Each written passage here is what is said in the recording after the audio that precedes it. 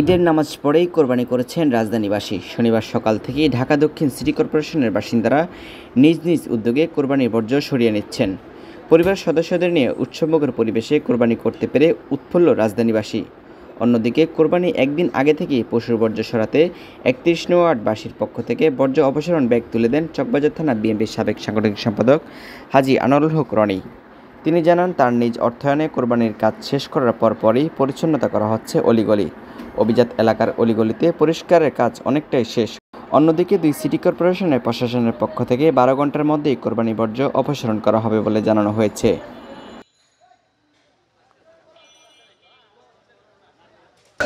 ৩০ নং ওয়ার্ডকে পরিষ্কার পরিচ্ছন্ন রাখার জন্য আজকে না, শুধু গতকাল থেকেই আমরা ব্যক্তিগতভাবে উদ্যোগ নিয়েছি।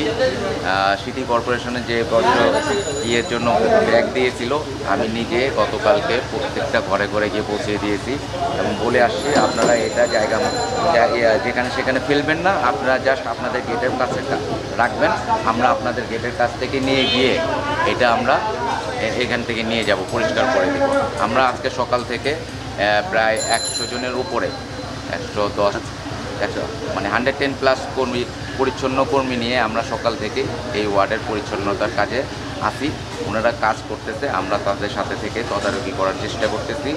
আমার ব্যক্তিগত উদ্যোগে দুটা আমরা নিয়েছি, পিক আপ নিয়েছি ব্যক্তিগত উদ্যোগে, আর 10টা ভ্যান এটা আমাদের এই কাজে চলতেছে পরিষ্কার পরিচ্ছন্নর জন্য।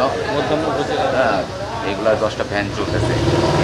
এদের সাথে থেকে এদেরকে উৎসাহিত করার জন্য, যাতে কাজের গতি বাড়ে, আমার 31 নম্বর ওয়ার্ড আর সুন্দরভাবে পরিচ্ছন্ন হয়, এই জন্য এদেরকে সাথে নিয়ে আমরা সারাদিন কাজ করার পর আমরা দুপুরবেলায় একসাথে খাওয়া দাওয়া করেছি। সেটাও ব্যক্তিগত উদ্যোগে করার চেষ্টা করেছি, একসাথে খাওয়া দাওয়া করেছি। খাওয়া দাওয়ার পর আবার আমরা এই ওয়ার্ডের পরিষ্কার পরিচ্ছন্নতার কাজে নেমে পড়েছি। এই কাজ আপনাদের কতদিন যাবত অব্যাহত থাকবে?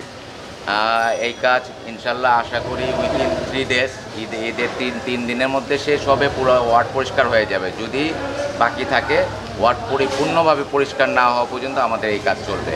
আমাদের এই কাজে আমরা একটা নাম দিয়েছি ক্লিন 31। তো ক্লিন 31-এর নামে আমরা এই কাজ করতেছি। ইনশাল্লাহ আমাদের ওয়ার্ড পরিপূর্ণভাবে পরিষ্কার হওয়া পর্যন্ত আমরা এই কাজ চালিয়ে যাব।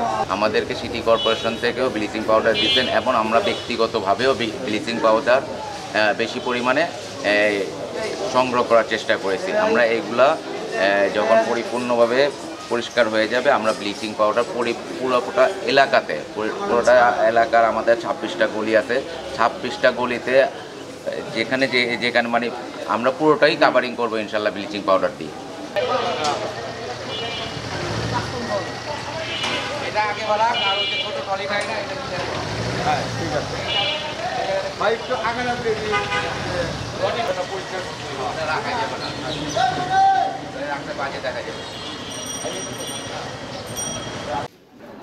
রাকিব হোসেন, বিজয় বাংলা, ঢাকা।